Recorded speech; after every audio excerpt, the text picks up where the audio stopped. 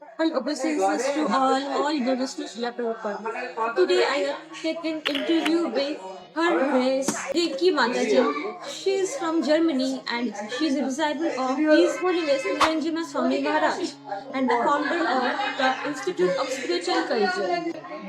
She has joined ISKCON Sydney, Australia 1985 and play a vital role, the first organized temple in the former Soviet Union during her years year 1989 to 1999. Since then, she has embraced the life of a renounced Devi preacher journeying across Ukraine, India, Sweden, Moldova, and Nepal, Bangladesh, and many more countries. Mataji has instituted Bhakti Sangam Festival worldwide and regularly leads Holy Name Retreat, embodying a dedicated commitment to spiritual service and outreach from this interview. So, if you like such kind of real life lessons, share and subscribe to our channel and let us know what you have learned from the interview with Mataji. Hari Bol, Hare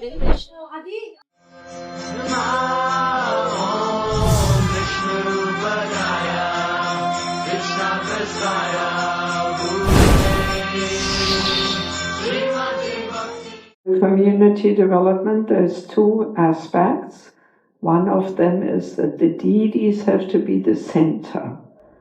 That's what's happening in the spiritual world. There, the Lord is the center. And everybody should have some connection to the deities in some way. You know, by making garlands or bringing some flowers or cooking or this, that, making jewelry, cleaning the paraphernalia room, and so the more the deities are in the center, the more the community develops around the deities. And the second aspect is devotee care, that all devotees are sheltered in mentoring relationships. You know, that everyone has a counselor, a mentor, and is sheltered and guided. You know, so then when these two aspects are there, then the community is very healthily developed. Because actually the devotees are more dear to Krishna than his very life. So if we only serve Krishna, then he says, okay, you're serving me very nicely, but what about my devotees? They're not taken care of. So that's why without devotee care, communities will not flourish. Devotees may feel used or even exploited, and they will feel nobody really cares about me and my spiritual development.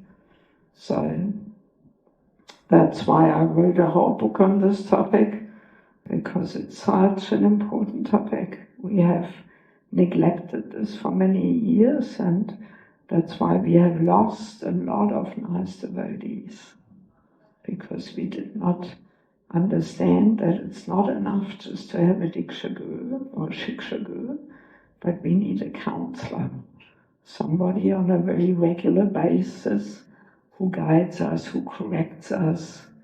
Sometimes we become so senior that nobody can tell us anything. And that's a dangerous and risky position to be in. Yeah. So deities have to be the center, and devotee care, meaning sheltering relationships. They are the main two principles. Mataji, you are very punctual, so please tell me how punctuality is important. That's a very relevant question, not only for you, but for most people in India. Well, you know, by being punctual, we actually show respect, that we don't want to put others in inconvenience. We don't want to waste their time. We don't want to make them wait for us, you know. So it's a question of humility and respect, that we don't want to put others out by coming late. So we German people, we are very punctual. You know, yes. Actually, I'm usually somewhere 5 minutes earlier. At least 5 minutes earlier, yes. Never late. Only if, something really unexpected happened or something. But usually I'm 5 to 10 minutes early. Yeah. It's a nice way to respect other people's time, because time is very valuable. Every minute is valuable and should be used in a meaningful way in Krishna service. So if we make other people wait for us, we're wasting their valuable time. Even in material sense, if you work in a corporate organization, you have to be disciplined and punctual. If you come half an hour, 1 hour late, you're already fired. Yes. So discipline, punctuality. If we want to be successful in any way, we have to have that. Yes. What is the essence of holy name? Holy name? Hare Krishna. Okay. Well, holy name is non-different from Krishna. So Krishna extends himself into the material world by giving us his holy name. And that's the main and foremost way how to reawaken this lost and forgotten relationship. And actually all other religions say that also.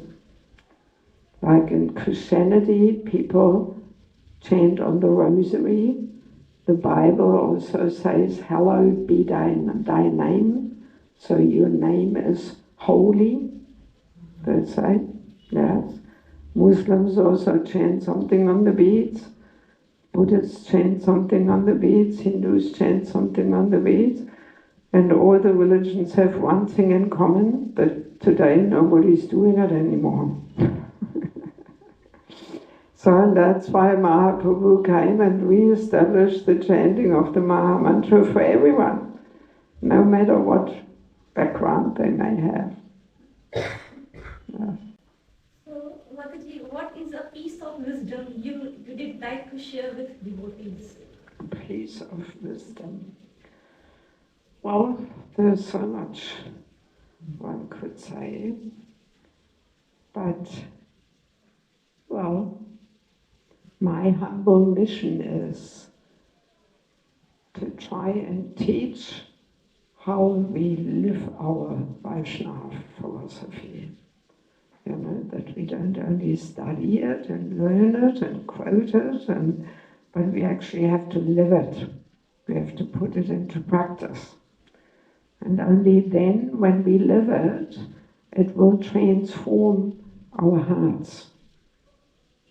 If we just repeat it, but we stay in our mundane ways of life, then bhakti will not develop. So we actually have to put it into practice. So Krishna consciousness is all about transformation. We want to transform our likes and dislikes and our worldviews and our patterns of behaviors and our very heart, so that bhakti can develop there. That's what Krishna consciousness is all about. So, Mataji, why devotees visit so many dham, why doing yatra, so many visit holy places? What is the meaning behind this? Well, just to leave behind our busy life with so many distractions and also material influences. Even in India now, life is very materialistic. So, and by leaving this all behind and going to the holy dham, and especially hearing from sadhus in the holy dham, there's verses in the Bhagavatam, just going to the holy place and taking bath, then you're not better than an ass or a donkey or what, But you actually have to hear. You have to hear from the sadhus in the holy place. And actually every ISKCON temple is a holy place. So it doesn't have to be Mayapur, Vrindavan or Jagannath Puri. But of course, in these holy lands, there's also more spiritual atmosphere. So it is meant to increase our attraction towards Krishna and simply give us a break from our mundane life. Like that.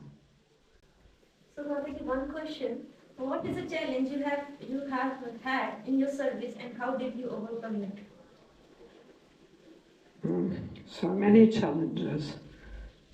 But see, let's put it that way, any calamity which we may experience, as a devotee, we can turn it around and make it into a golden opportunity.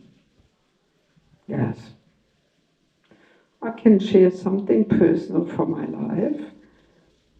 I had 2 times cancer, and they were the best times of my life. Yes, best time of my life. Because if you use it as an opportunity to take more deeply shelter of Krishna, then Krishna manifests himself more tangibly. And there's a lot of sweetness in that. Yes. Because Krishna shows himself more. And both times have really transformed my life. First time, that's when I dived more into exploring the chanting, because I realized when we come closer to death, all our big achievements, they're very insignificant. They have no value. The only thing we are allowed to keep is our relationship with Krishna through the holy name. So that I clearly understood. And that's when I explored more the chanting, and that's when I conducted holy name retreats. So that's now 16 years ago. The first time was 2007, or even 17 years ago. Yes. And second time was 2017, so that's also 7 years ago. That's when I started writing the first book, because Shivam Swami had told me, now you have your Institute for Spiritual Culture, where are your books? He always told me to write. So, and when I got second lung cancer, I couldn't travel for a few months, so then I thought, now is my time to write. Yes, so both times were very valuable experiences. So as a devotee, we can turn any calamity into a golden opportunity to make more advancement. Yes. So, Mataji, being a devotee, Well, I'm trying to become one. Yes. being a devotee, I'm trying to become one. how sadhu sangha is important? Well, sadhu sangha is always, all our life, important. No matter whether we are young devotee or senior devotee, because when we associate with sadhus, it's actually a subtle heart-to-heart transfer taking place. So whatever sadhu has in his heart, or his wonderful qualities, actually consciousness travels on sound vibration. So by joining a sadhu's kirtan or sadhu's katha, his consciousness travels on the sound coming out of his mouth and affects our hearts. So that's what happens when we associate. Yes. That through hearing the sound, we capture something they can carry in their hearts. Especially when we are very greedy, when we are very keen. Let me capture just one drop of what this person carries in their heart. When there's some greediness there, Rupa Goswami says, Loyam, that's the only thing we need to have to develop pure bhakti. So if we have a little bit of loyam there in the heart, then we really capture what that person carries in his heart. So we have to refresh, that coloring of the heart by associating with sadhus and being greedy for what they carry in their hearts. Yes. And this cannot be obtained through internet, by the way. We have to hear personally, at least sometimes, because the subtle spiritual energy cannot be captured with a camera lens. It can remind us of the feeling we had when we were sitting in front of that person, right? When we listen to some recordings of our Guru Maharaj, then we remember in our heart the nice feeling when we were sitting in front of him, and we long maybe for that moment that we again can sit in front of him. So that's the purpose of internet. But the actual transfer can only happen when we hear directly. So, Mataji, why spirituality is important? So many people, this is not correct time for doing bhakti. So what you give it? What to say? What's your opinion regarding this? Well, for some people it's never the right time, so, and actually we are ready for too many lifetimes in this material world. So it depends on what we want. If we want to suffer here forever, okay, no need for you to cultivate bhakti. You can suffer lifetime after lifetime in the material world. But if we want to get out of here, and if we want to go to that place where we find all these things which we are actually longing for, then we should cultivate bhakti, because none of us want to die, we all don't want to suffer, we want to be happy, we want to have an eternally useful body. So all these things are actually available, but not in this world, not in India, not in the US, not in Australia, nowhere, only in the spiritual world. So there we find all these things which we are longing for. So if we want to really experience that highest form of bliss and satisfaction, which is available only in the human form of life, so for those people, bhakti is the right thing. But we also have to be clear that not everybody is interested in that. So that's the independence Krishna gives every living entity to decide what they want. So no need to try and force anybody. It's up to our free will. So, Mataji, did you want to add something? Anything? Well, I can share a little bit more about my mission, right? I only told how I came to Krishna consciousness, but when I met the devotees in Sydney in Australia, I was for 4 years in the ladies' ashram, and I received training and all the basic things of devotional life. I had already second initiation, so I was already trained in worshipping Radha Krishna on the altar in Sydney and all that. So, and then I was married for 10 years, and during that time we pioneered the first more organized temple in the former Soviet Union in Latvia. And that was in 89, from 89 to 99. So it was just the time when the communist system fell apart. So it was perfect time to go there.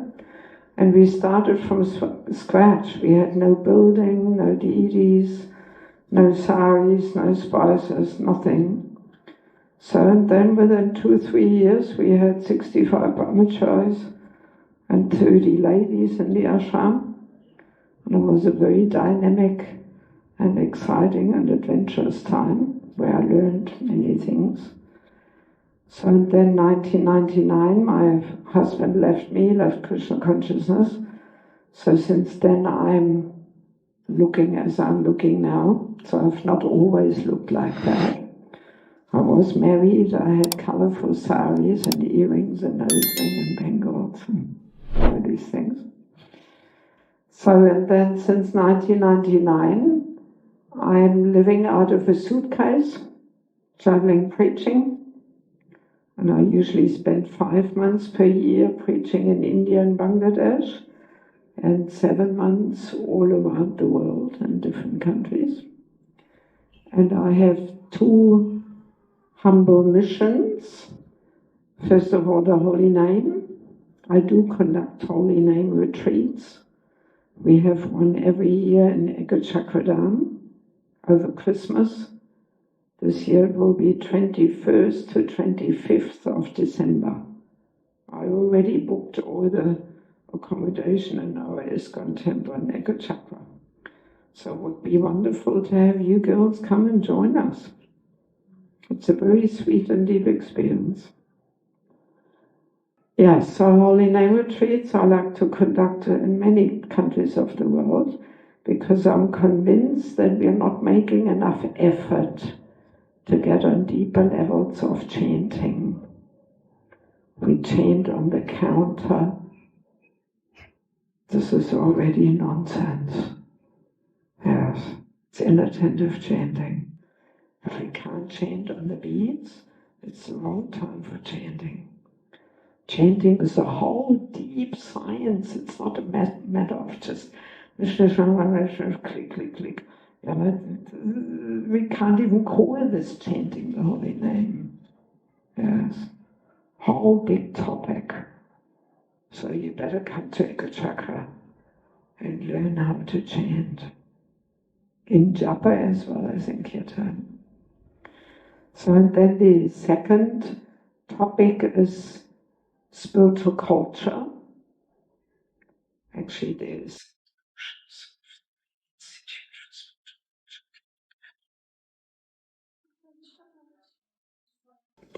a brochure. Just stand up. A brochure, not a book, but a brochure.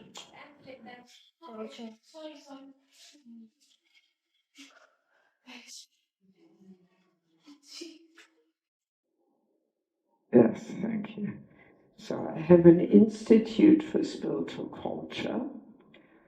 I founded this in 2014, so it's 10 years ago, because for the last 20 and more years I've been preaching in Bangladesh. And Bangladesh is a very special place. It's East Bengal. Most of Mahaprabhu's associates come from there. And there's many holy places. There's, Madhavendra Puri's original Vajan Kutir, which is the spiritual master of Ishwar Puri, and Ishwar Puri spiritual master of Mahaprabhu. So many amazing places are there. And also Jagannath Mishra, Sachimata, they come from Bangladesh. And Rupa and Sanatan Goswami, Narottam Das Thakur, so many personalities. And because it is a Muslim country today, that preserves our Vaishnava culture. Because the Muslims are not so open for all the Kali Yuga nonsense ideas.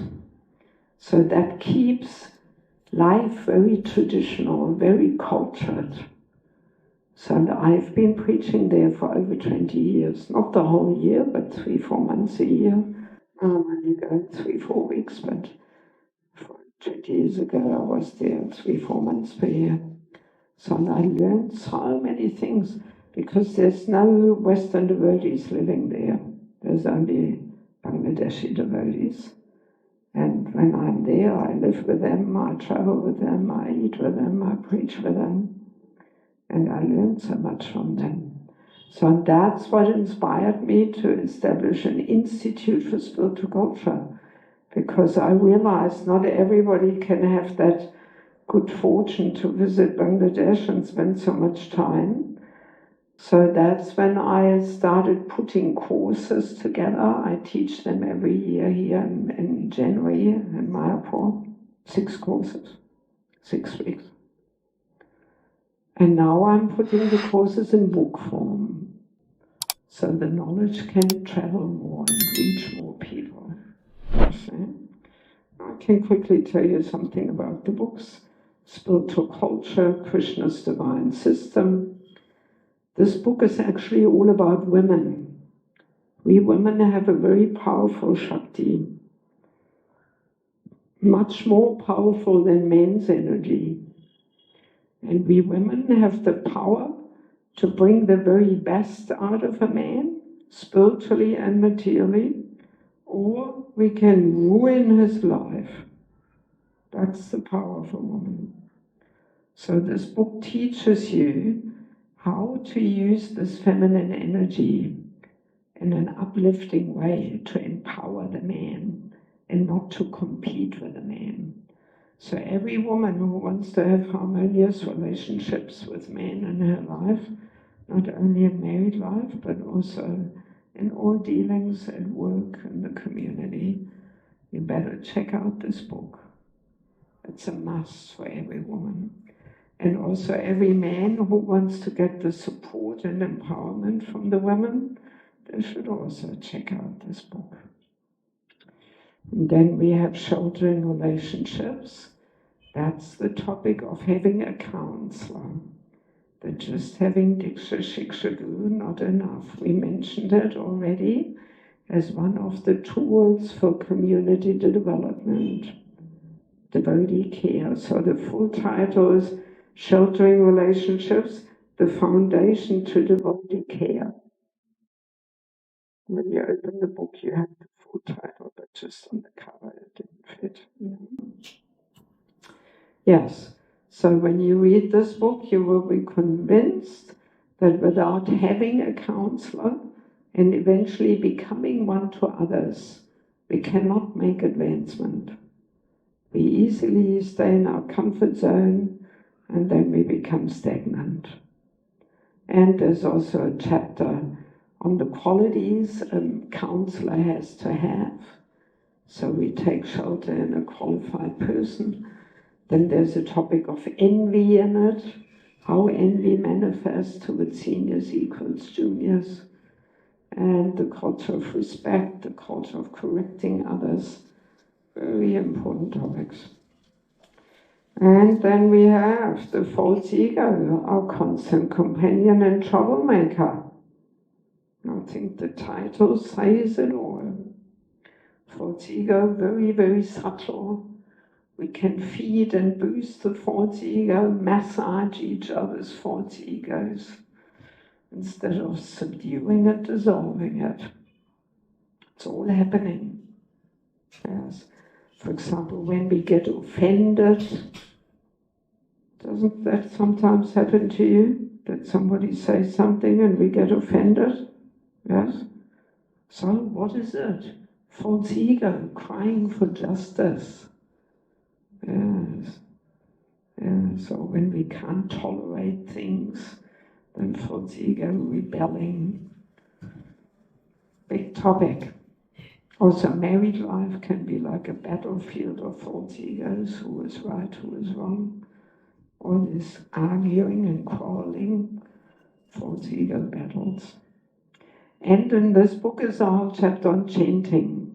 It's like a summary of a holy name retreat. So false ego, holy name, powerful combination. And then I think this book is relevant for all you young ladies entering the Grihastha Ashram. This is like a handbook for matchmaking. As I said, I travel all around the world and I meet so many unhappy, mismatched couples from Indian families. Because in India, people mainly look at caste and money. And they don't look at the devotional levels of compatibility. So in this book, you find over 200 topics which he and she should discuss with a cool head to see, are we on the same page? There's some cups over there. So there's 200 topics to see, are we on the same wavelength? Do we have similar goals in life, similar visions, similar standards we want to follow? So all these things should be discussed before we get married. Sometimes people only meet 2 times for half an hour and then the parents make the deal. Terrible. Because now divorce rate in India is rising because of the bad matchmaking. And I meet many ladies who don't even want to get married because they're so afraid. They see all these bad matches, you know, and they don't want to get married. Or they want the love marriage, which I call lust marriage. Doesn't sound so romantic anymore. So that's also not the solution, because lust marriage, we fall in love or lust, we have the pink glasses on, we can't see what we get ourselves into. No, we have to improve our matchmaking. So this book should be read by the parents, by a counselor or mentor who helps with the matchmaking, and by all the young folks who is not married yet. Yeah. And last but not least, Family Life as an Ashram, Secrets of Success. That's also good for preparation, because we have to educate ourselves how to create this culture of bhakti in our home. You're all into material education, but what about spiritual education? Preparation for married life. So there's a chapter on choosing your residency and choosing your income, the effects when a woman has a career and works full time. There's a lot of effects coming from there, which are not so good. So you better be clear, so you can make a conscious choice what you want to invite in your life. And there's a whole chapter on physical intimacy, how to live this principle of no illicit sex life in marriage. There's also a lot of confusion. Nobody talks about it. And I did quite some research, and I found some interesting episodes with Prabhupada, where he makes some statements and gives instructions which hardly anybody.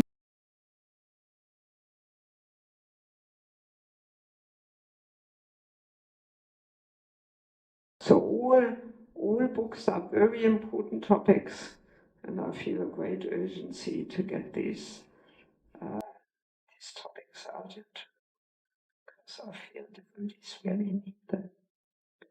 So if you want to get any books, these 3 are 350 rupees each, and the other 2 are 300.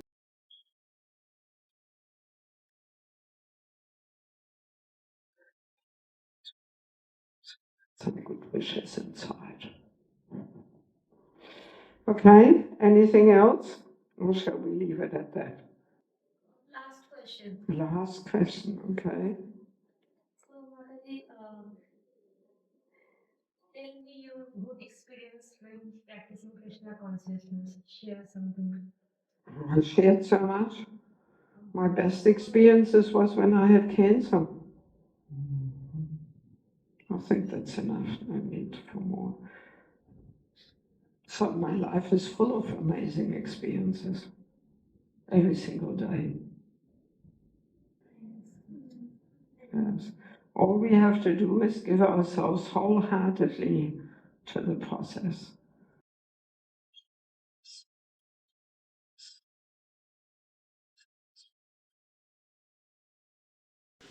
Okay? Thank you so much, Mataji. Okay, thank you. Srila Prabhupada ki, Yes. Samavita Bhaktivinoda ki, Yes. Gaura Premanandi, Hare Krishna.